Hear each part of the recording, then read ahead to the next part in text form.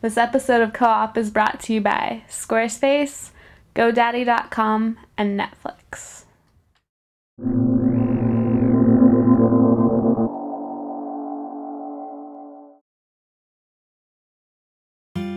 Co-op knows what you want, and we're here to give it to you. Whoa! That was awesome! I don't know if you guys saw that. That was totally rad.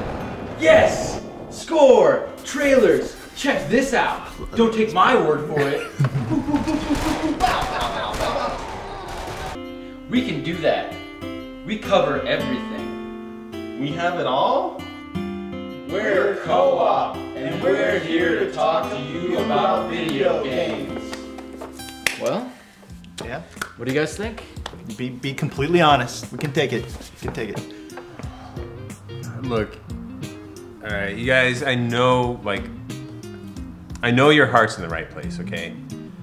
I don't get it. Do you get it? I don't. No, I don't get it though. Yeah. I mean, it essentially says all the things that we do. Right. Were you wearing headphones? What kind of? Was it all in the studio? What mics do you use? Yeah, the audio kind of sucks. It's a little choppy. I just don't get it. I mean, I wouldn't say it's bad. It's just a piece of shit. I was gonna say poop, but yeah. Let me put it this way.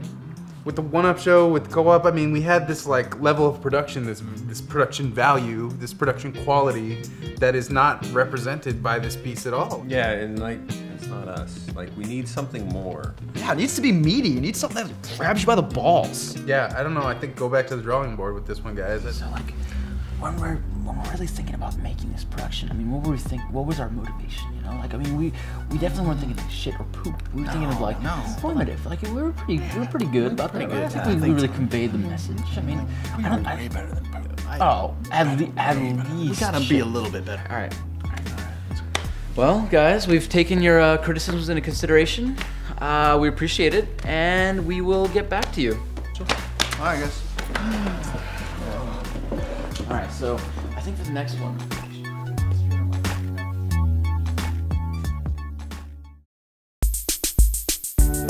The thing I like about you most is you'd run away with me. So pack your bags and your shotgun too. We might run into zombies. We're always down for that co-op multiplayer action. We're always down. We're so down. We're so down. We're so down for co-op. We're so down for that co-op action.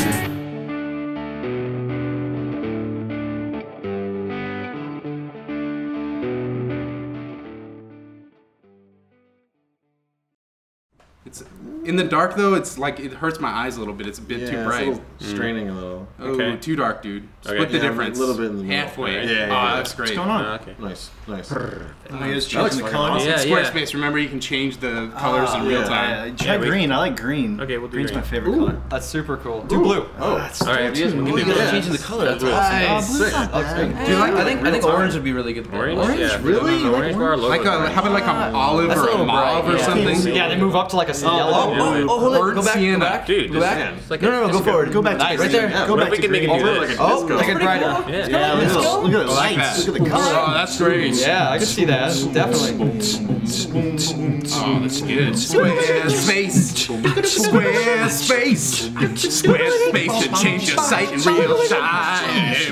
Verify TV looks kinda shitty to me until we put it on the Squarespace.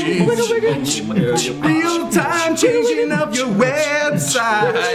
Squarespace does it in real time. If you want the website to look like a disco, hit this shit up, baby. You will see it in real time. Squarespace. Beautiful. Oh, that's awesome. All right, that was Good talk, guys. Not Yeah. too bad. I kind of like that color. Oh, right there. Perfect. Looks pretty good. I like it. All right. Let's do it.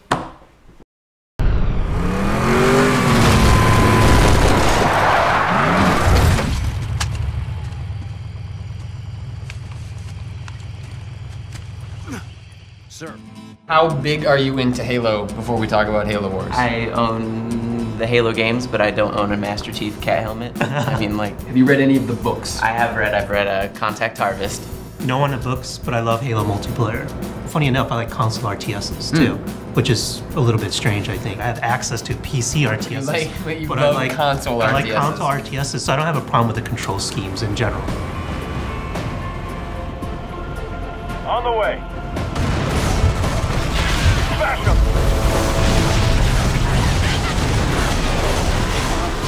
I'll get them.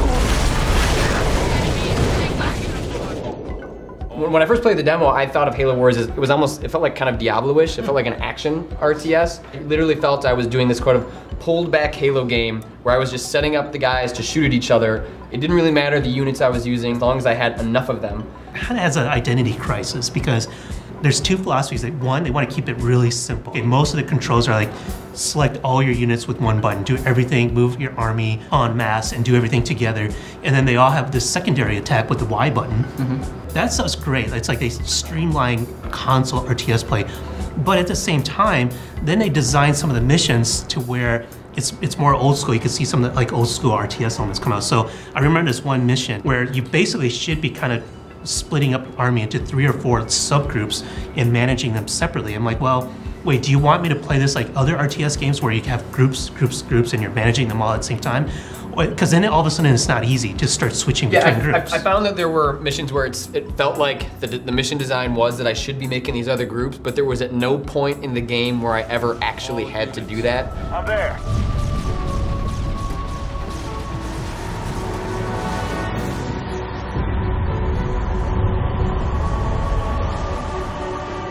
On the way.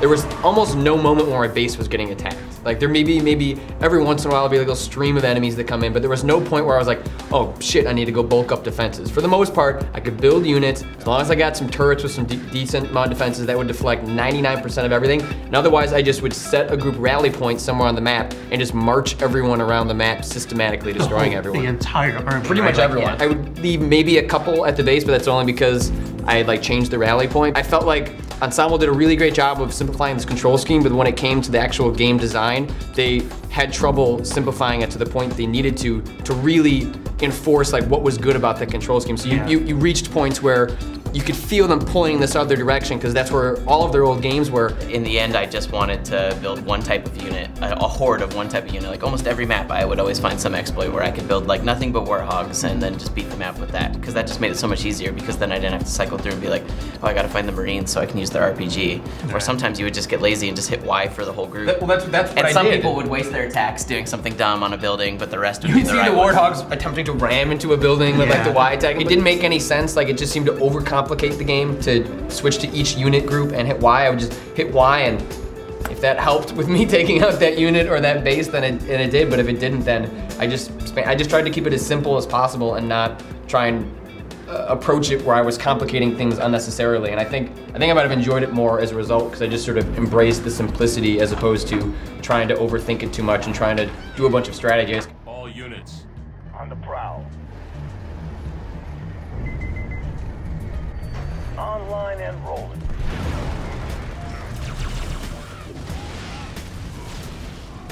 A lot of the areas where I was having the most fun was when, you know, I wasn't having to spend a lot of time on my bases or even spending a lot of time building units. It would be in those areas where they would, you know, drop you with a couple tanks and enough units that you could kind of move forward and plow through guys. Because when I was fighting is when I was having the most fun, not when I had to like jump around and manage resources. And it's funny that you say that because I think that like Halo Wars shows that where console RTS developers still have like a lot to learn is the base building and all that stuff. It just doesn't have a place on a console RTS in my opinion. Like having played Dawn of War, which is a PC game, it's like you play that and you're like, man, this should have been on a console. There's no base building and all it is moving those 4 units you have around the map, start to finish. Playing Halo Wars, that is what I would do. I would build like enough that I never had to go look at my base ever again. I think one of the things they found a nice medium between the base building and the combat were the areas where you're fighting on top of the Spirit of Fire and those airlocks that you have to protect. One, it's a defense setup, which is one of the few areas in the game where there is that, and I enjoy holding an area and defending it.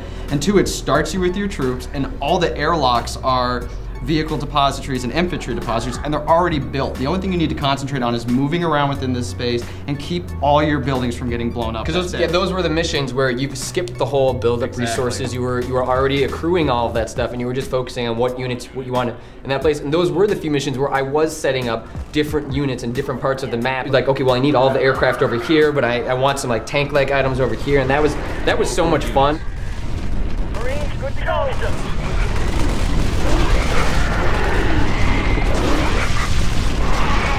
Alien population on the hull is increasing, and the structure is reacting. More of those drones inbound too. Yeah, I will say I did really appreciate a lot of the small things they did, like the ability for like the Spartan to hijack a vehicle. You could take over like a Wraith or something, like a super vehicle from the other side. So I think that's something. Or even a Scarab if you can get close enough to it.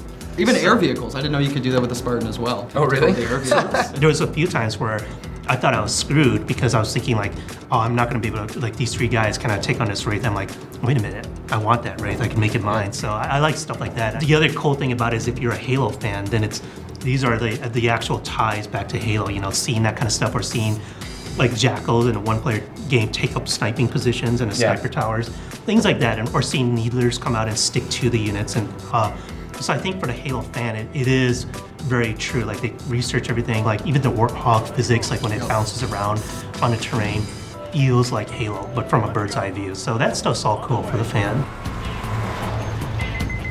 Let's go.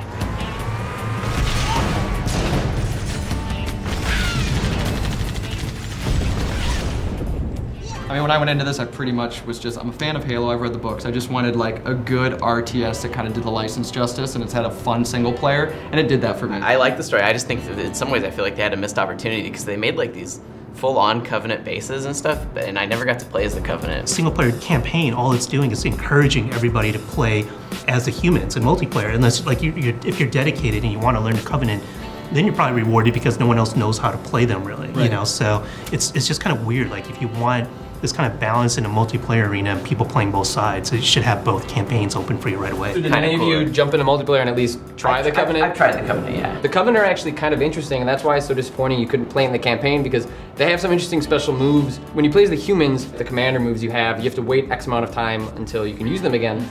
With the Covenant, it's based on currency and income. They have several moves where you'll use them, and it just keeps going and going until you run out of money.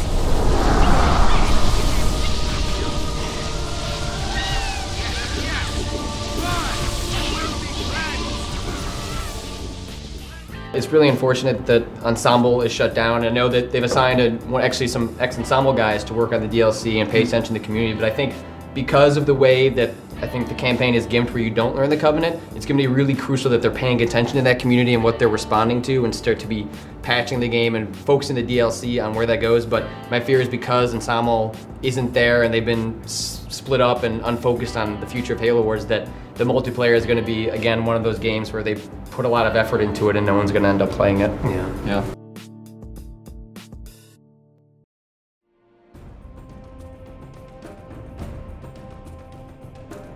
In a world of co-op, 6 brave soldiers fight for their lives. And this isn't any ordinary game. My leg! My leg! I can't feel my leg!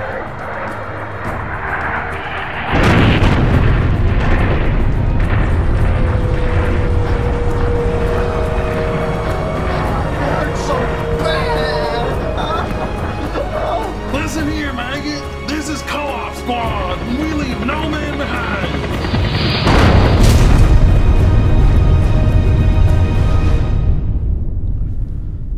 Well, wow. What the fuck? That was terrifying. That has nothing to do with games. What do you mean? I mean, show. Or criticism. What are you talking about? That makes us look totally badass. That was incredibly violent. It was. Matt hates violence. He does. I do. I know we told you to increase the production value. Dude, how much did that cost? You realize we're on a budget, right? And no, there's no price on greatness. No. Did Kazon Day put a price on Chocolate Rain? No. Fuck no, he didn't. Why would you do that? Pull it back a notch, you know? It's like, you know what we are, you know what we do, right? It's all about video games first and foremost. Exactly. I mean, that should be priority number 1. You know, it's co-op, right? Yeah, I want dudes playing together. Right. And it needs to grab you by the balls. Do it again. Back to the drawing board, guys. We got this. We got this. We will get back to you. Yeah. Again. Let's go. All right. So for this next one. Think you're smarter than the rest? Prove it, and you could win big! If SmartSpace from GoDaddy.com has changed the way that you use the internet, the way you blog, the way you do business, the way you live your life, create a blog or video story that shows how. You might just win $25,000 in cash prizes and free SmartSpace for life. So head over to GoDaddy.com/SS contest and enter now. Don't have SmartSpace? See what it's all about and save an additional 15% through April 15th. Use promo code SPACE15.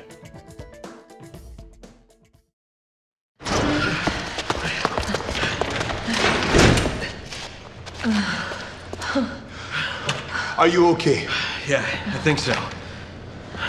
I'm okay. It looks like Irving is trying to blow up the place and make his escape.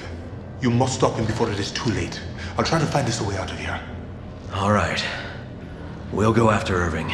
I didn't play any of the other Resident Evils, and Resident Evil 4 I never finished. Just playing through 5, I feel like I got the whole Resident Evil history down to a degree. I mean, I'm sure I'm missing some of the finer details, but I thought the that was finer cool. details are people with really, really weird voices talking a lot. You guys aren't gonna find the treasure. Splendid timing! You two are just in time for the fireworks show! Boom!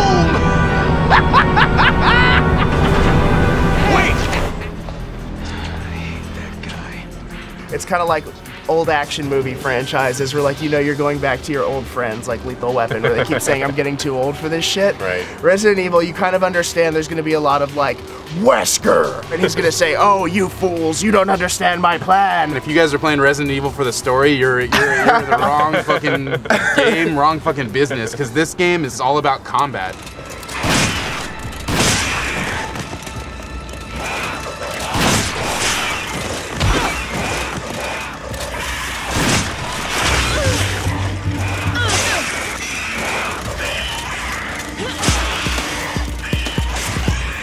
You know, I've been hearing a lot lately about people saying, like, I don't know if I care about Resident Evil 5 because, you know, I have to stop to shoot, and that's so annoying and that's so lame. I'm a fan of moving and shooting, you know. Even Resident Evil 4 style control scheme was pretty hard for me to get used to.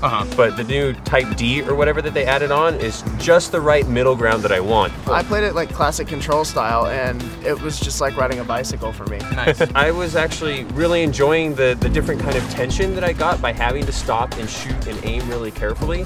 It created an action experience that is a lot different than what I am used to in all of my other games, and I appreciated it for that. And it's almost like more of a puzzle than most shooters, because when you do have to, like, find a good location, stop, plant yourself down to hit the exact spot on the enemy.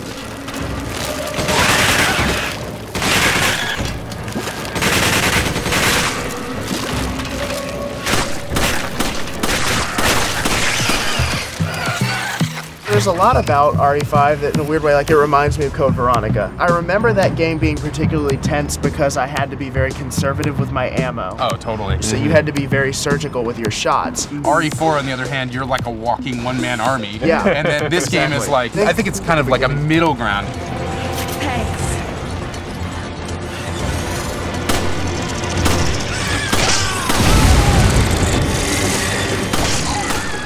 You know Princess Mononoke? Oh, of course, Okay, yes. so there's a creature that looks like the worm creature. Yeah, the worm creature. The Tatarigami, I think is what it's called Yeah, in yeah. Japanese. But anyway, that boss battle was really intense. It was actually pretty easy in terms of, like, we didn't get damaged. We just kept running out of ammo. It was the tension. Yeah, it was really tense. I had one shot left in my pistol, and I was like, we're fucked, man. We're gonna have to do this all over again. We've already done this 3 times. Matt flamed him, so his weak spot popped out, and I just, like, went bam, and the cutscene started, and I literally, like, exclaimed aloud at 2 a.m. There's no fucking way. Last pistol shot totally took him down. But other than that, I always had ammo, enough ammo to at least get by. What I noticed that I liked a lot more with RE5, and you could kind of say it's a testament to, like, HD gaming, but I had a hell of an easier time finding my targets and hitting them in this one than I ever did when I was playing Resident Evil 4. Maybe it was my crappy TV back in the day or something.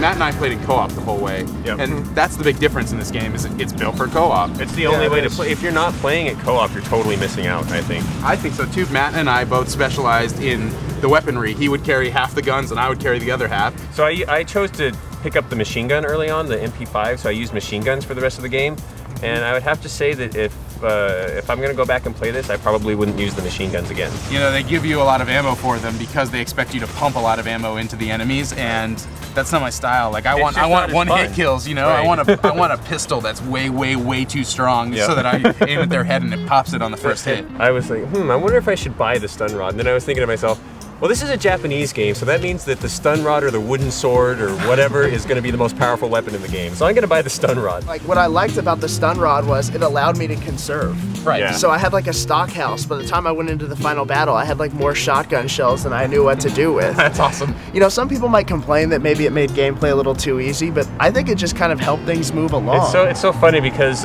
we read this document that said if somebody is, if you shoot somebody in the arm or the leg so that they're doubled over, then Chris can run up to him, hit the X button and punch them, then Sheva can run up to him and hit the X button and then kick him, and then Chris can run up to him and punch him a third time, and it can be this 3-hit combo thing. That's what we bought the stun rod first initially, but then it turned out that it's just a fucking awesome weapon and you can just keep hitting people with it. I went through it all in single player, and in general, I think Sheva holds up okay in the sense that, like, she's my gun mule. It's like, hey Sheva, hold my lightweight. So you give her like a bunch of grenade launchers, you give her like extra shotgun stuff, you let her handle all your health. The Sheva AI is also very conservative with its ammo. That's good.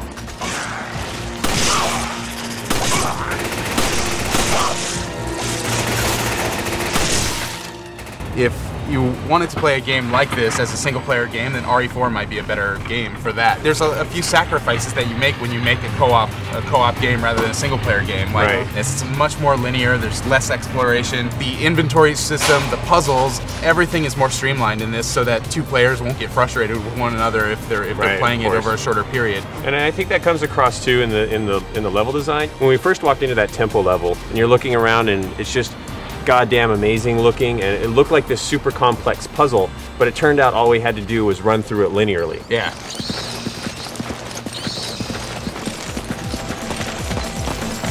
There's a lot of people that aren't as into this game, and I'm kind of confused as to why. And a lot of people are like, oh, it's just Resident Evil 4 with co-op, blah, blah, blah. Well, that's all I really wanted. And I would argue that the way that they do the co-op in this game is a big innovation, especially when you consider, the Resident Evil franchise. It may be some of the best co-op I've played in any game. And it's from a Japanese developer, and they don't really do online play / co-op well at all, usually. Man, am I glad to see you guys. Delta Team Captain Stone. Chris Redfield. Sheva. Thanks, Josh. I owe you one. Right. The cutscenes are particularly awesome to me because, obviously, as we said, the story, the dialogue, it's all a bit silly. Right. Even though the script is cheesy, they're read well. Yeah. And I haven't seen cutscenes with the kind of acting like this since like Heavenly Sword, I think. Yeah. The way the character's eyes dart around and move is just like highly believable. The lip syncing is really, really solid. There's more info inside. We'll follow after taking care of business here. And keep your radio handy just in case. Thanks, Josh. You know, when you talk about all the controversy with the game, ultimately, Capcom's the winner in it all. As gamers, we've spent the better part of the last 18 months bickering back and forth, and it's taught me a lot about the people who play video games. And maybe we are, in terms of our way of thinking and approaching our worldviews, they're a hell of a lot more different than we all expect. We're all united by games. So not everybody's going to agree on such a hot button topic as race in a game. There are parts that are disturbing, and I don't think anybody has the right to tell someone else, oh, you don't have the right to have a problem with this, There's a or you don't have the right to not have a problem. Yeah, or not have a problem with it, exactly. In the third chapter of the game, there's a part where you're going into these villages. Yeah, you're in the swamps. Yeah, you're in the swamps, and you run into this group of villagers, and they're all dressed in like this supposedly traditional garb, and it disturbed the hell out of me because it reminded me a lot of the kind of like 1930s movies, those kinds of stereotypes, or even going back to like Birth of a Nation and this kind of ugly part of American history. That made me uncomfortable. And after reading the explanations and the documents and things like that, I felt like, okay, well, I guess it's sort of explained away. It was done by this pharmaceutical corporation and whatever. And I don't know, maybe it's just easy for me because I'm a white middle-class American and I want to explain away my fun time. Fun time is important because, like, if you're talking about straight-up gameplay, it's like the most open-ended part of the entire game.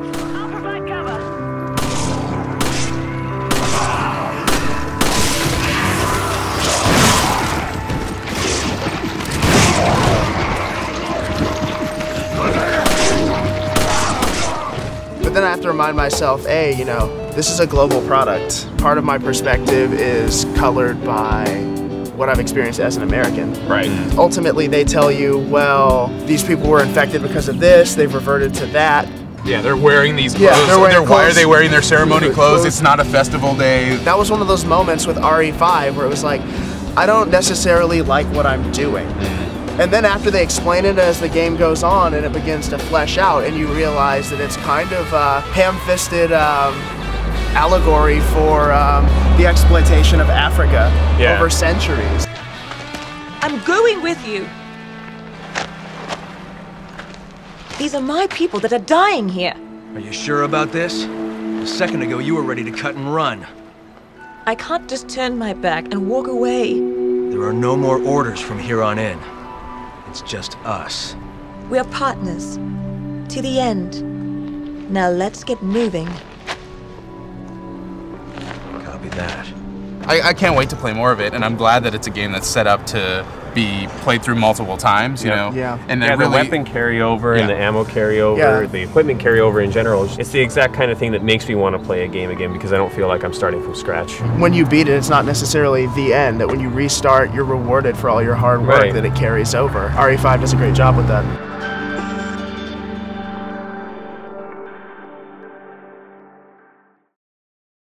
This next segment is brought to you by Netflix.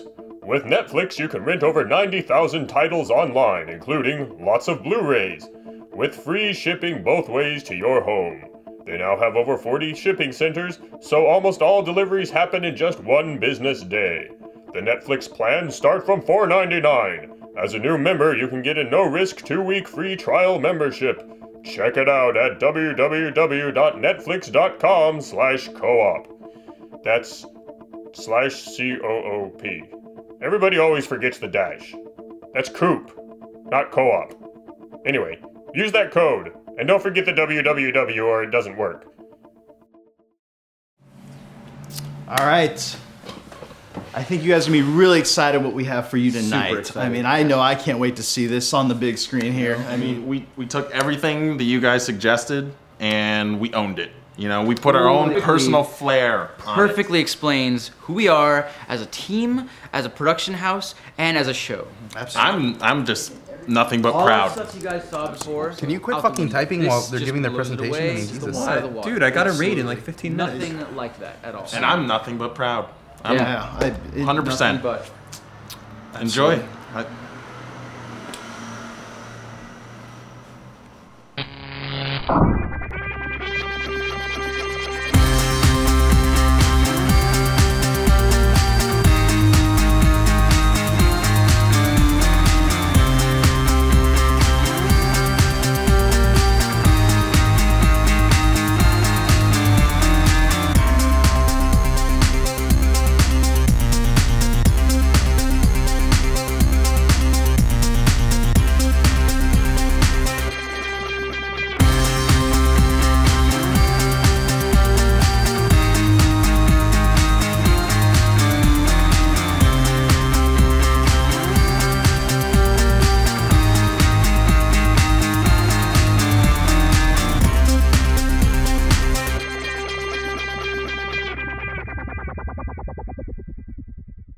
I'm nothing but proud. Yeah, nothing but. All I can say is excited. I am excited. He shoots. Oh! He scored. Touchdown. What the fuck? I mean, what the fuck? Dude, like this is their third fucking try. That's what you come up with? I really don't see what the problem is here. Seriously. I mean, number one, we have guys having fun.